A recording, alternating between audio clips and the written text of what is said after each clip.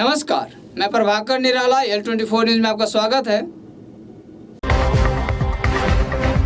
चुनाव में टिकट बंटवारे को लेकर सभी पार्टियों में उस पर विचार विमर्श चल रहा है। वहीं विकासशील इंसान पार्टी, जिसमें टिकट बंटवारे को लेकर कुछ सदस्यों में नाराजगी दिख रही है, तो बताते चले कि गुफरान असद राष्ट्रीय महासचिव सह प्रवक्ता विकासशील इंसान पार्टी अल्पसंख्यक प्रकोष्ठ से भावी प्रत्याशी का दावा करते हैं रीगा विधानसभा 23 से, लेकिन पार्टी द्वारा टिकट मिलने के अटकलों को देखते हुए जब उनसे सवाल किया गया तो उन्होंने साफ और स्पष्ट शब्दों में कहा, अगर हमें टिकट नहीं मिली तो निर्दलीय प्रत्याशी के रूप में आऊँगा। आपको सुनाते हैं गुफरान असद ने क्या कहा। हमसे बात करने के लिए रीगा विधानसभा क्षेत्र के भावी प्रत्याशी गुफरान अरशद जी कुछ सवालों का जवाब आज हमसे देंगे। जैसे कि हम उनसे कुछ सवालों का जवाब पूछेंगे, कैसा हो बिहार और उनका कैसा हो रीगा विधानसभा, इन सारों सवालों का जवाब खुद देंगे। सर बताइए, कैसा हो आपका रीगा विधानसभा क्षेत्र और आपका कैसा हो बिहार? सबसे पहले मैं रीगा विधानसभा के रीगा, सुपी और बैरगनिया की तमाम जनता की तरफ से आपका शुक्रिया अदा करता हूं कि आप इस जन आंदोलन को जो हम लोग शुरू किया है, हम लोगों ने, आप हमारे पास आए, हमसे बात करने का आपने समय निकाला। इसके लिए हम अपने तमाम रीगा विधानसभा वासियों की तरफ से आपका स्वागत करते हैं, आपका शुक्रिया अदा करते हैं। जहां तक आपने सवाल जो पूछा है, उस सवाल का अगर हम पूरे तौर पे जवाब देना चाहें तो ना आपके पास उतना समय है कि जिसे आप ही करें। समस्याओं का भंडार है हमारे पास। सबसे पहले एक इंसान होने के नाते हमें सुविधा मिलनी चाहिए, जो हमारा संविधान कहता है, बुनियादी सुविधा की बात। लगभग 72 सालों से, जो देश की आज़ादी का साल है, तब से लेकर अभी तक रीगा के लोग, जो रीगा तो हमारा 10 साल से है, उससे पहले हम मेजरगंज में हुआ करते थे, हम बुनियादी सुविधाओं से महरूम हैं। हमारे पास स्वास्थ्य नहीं है, हमारे पास शिक्षा नहीं है, यातायात का कोई साधन नहीं है, जिसकी वजह से हमारे पास रोज़गार नहीं है। सर ये आप मुझे ये बताइए कि करीबन ये जो बैरगनिया टू नंदवारा जो रोड है आपके क्षेत्र में ही आता है, लेकिन वो 2017 के बाढ़ में टूट गया, लेकिन आज तक आपकी पार्टी की ही नेता है वो, जो महागठबंधन से ही जीत कर आए हैं, लेकिन उनके द्वारा आज तक कुछ नहीं किया गया। देखिए, सबसे पहली बात हम आपको बताएं कि नेता शब्द ही अपने आप में एक तरह का गाली है। हम लोग संघर्षों से यहाँ तक पहुँचे हैं, जन आंदोलन से पहुँचे हैं। मूल सुविधाओं की बात अगर करें तो जिस बात की आपने जिक्र की, नंदवारा बांध से लेकर बैरगनिया पटेल चौक तक जो सड़क के हाल है, वो हमारे सांसद और विधायक और बिहार सरकार की विफलता की कहानी खुद बयान करती है, जिसे शब्दों में बयान करने से बेहतर है कि आप उसे देख लें। वो एक तरह से विफलता की कहानी है, दोनों की, सांसद महोदया की भी और हमारे विधायक की भी, क्योंकि विधायक जी ने उसके लिए वो ताकत नहीं लगाई विधानसभा में जो उनको लगानी चाहिए थी।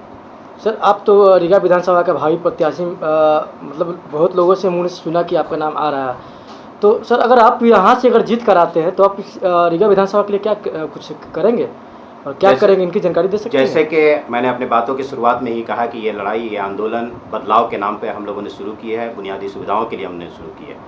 तो अगर जनता मालिकों का आशीर्वाद रहा, लोगों की दुआएं रही और हम सदन तक गए, तो पहली प्रायोरिटी में हम बुनियादी सुविधाओं की लड़ाई लड़ेंगे, जो स्वास्थ्य, शिक्षा और रोज़गार पे है। जबकि सब लोग कहते हैं रोज़गार, शिक्षा, स्वास्थ्य और रोज़गार।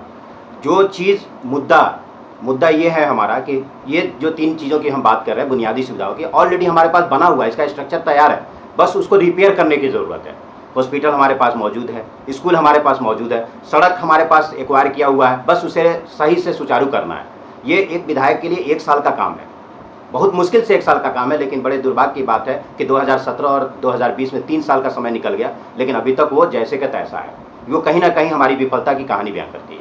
सर नीतीश कुमार तो बोलते हैं कि बिहार में मैंने तो विकास का भंडारा खोल रखा है, हर जगह इस चीज़ का मतलब प्रचार कर रहे हैं, इसके बारे में कुछ बोलना चाहेंगे? अगर नीतीश कुमार, माननीय मुख्यमंत्री बिहार सरकार नीतीश कुमार जी ने विकास का बहार कर दिया है, तो फिर हमारा रीगा विधानसभा वंचित क्यों है? हमारे रीगा विधानसभा के साथ शौचालय व्यवहार क्यों है? क्या हमारे रीगा विधानसभा में जनता नहीं रहती? इससे क्या हम मनुष्य नहीं है? क्या हमें वो सुविधा मिलने का हक नहीं है जो हमें मिलना चाहिए? इसका मतलब साफ है कि रीगा विधानसभा को के साथ सौतेला व्यवहार किया जा रहा है माननीय मुख्यमंत्री द्वारा। अगर वाकई बिहार में बहार है तो, अगर बहार है तो हमारे साथ सौतेला व्यवहार है, अन्यथा ये सिर्फ कागज़ पे बहार है, धरातल पे उसका कोई लेना देना नहीं है। अभी आप महागठबंधन का हिस्सा है, अगर अभी वीआईपी का एक सदस्य भी है और एक अच्छा प्रचारक के रूप में आप जाने जाते हैं, अपने क्षेत्र में अच्छा खासा भ्रमण कर रहे हैं, लोगों के बीच जा रहे हैं, अगर आपको पार्टी अगर टिकट नहीं देती है तो इस आप आगे क्या करेंगे, इस पर बताइए, कुछ राय आपकी।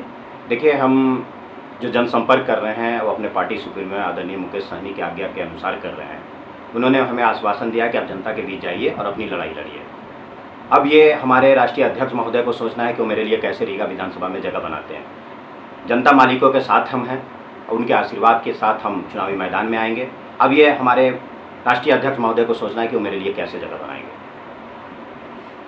अगर सर आपकी पार्टी द्वारा अगर आप पे मनोनीत करके अगर आपको रीगा विधानसभा से अगर विधायक का टिकट देते हैं वो, तो आप जीत कर आएंगे तो क्या करेंगे रीगा विधानसभा के लिए? देखिए, जहाँ क्या क्या देंगे यहाँ के लोगों को? बहुत ही अच्छा सवाल आपने किया है। आपके माध्यम से रीगा विधानसभा के तमाम वोटरों को, मतदाताओं को और जनता मालिकों को हम बताना चाहते हैं कि अगर मुझे मौका मिला, आशीर्वाद मिला, तो बुनियादी सुविधाएं 6 महीने के अंदर में उन्हें दिखनी शुरू हो जाएगी। जो बुनियादी सुविधाएं जो संविधान के थ्रू हमें मिला है वो उनके घर तक पहुंचेगा, उनको कहीं जाने की ज़रूरत नहीं होगी। शिक्षा, स्वास्थ्य और रोजगार की बातें, हमारे पास बहुत सी ज़मीनें हैं, जो सरकार की बहुत सी ज़मीनें हैं जिनको लोगों ने कब्जा करके रखा हुआ है। हम उसे सर्वे करेंगे, उसको खाली कराएंगे और यहाँ रोजगार दें। लॉकडाउन में बहुत सी चीज़ें बाहर आई है निकल के कि हमारे पास किस तरह के टेक्निकल हैंड है। आपको बताते हुए मुझे फख्र हो रहा है कि रीगा विधानसभा के बैरगनिया प्रखंड में, जहाँ मैं बैठा हूँ, जहाँ मैं वासी हूँ, हमारे यहाँ सबसे ज़्यादा कुशल कारीगर हैं सिलाई, कढ़ाई और बुनाई के। हमारे पास बहुत ही जगह है। अगर वहाँ पे हम फैक्ट्रियाँ लगाएं, हमारे बहुत से लोग दिल्ली मुंबई में अपना कारखाना करके रखे हुए हैं। अगर हम उन्हें सरकारी ज़मीन सस्ते दामों में दें, लीज पे दें, तो बहुत मुमकिन है कि वो लौट के बिहार आएंगे और यहाँ अपनी इंडस्ट्री लगाएंगे और हमारे लोगों को घर बैठे रोजगार मिलेगा। इसी तरह और से बहुत से मेरे पास प्लानिंग है जो समय पे मैं आपके साथ साझा करूँगा और उस पर जब मौका मिला तो मैं कार्य करूँगा। धन्यवाद। और इस क्षेत्र की जनता के लिए कुछ कहना चाहेंगे? क्षेत्र की जनता से मैं यही कहूँगा कि इस बार जैसे हर 5 साल पे आपको मौका मिलता है, आपको मौका मिला हुआ है। इस बार जाति धर्म से बाहर निकलकर बुनियादी सुविधाओं के लिए, बदलाव के लिए, अपने बच्चों के आने वाले सुंदर भविष्य के लिए मतदान करें। जय हिंद, जय भारत, जय बिहार, जय रीगा की जनता।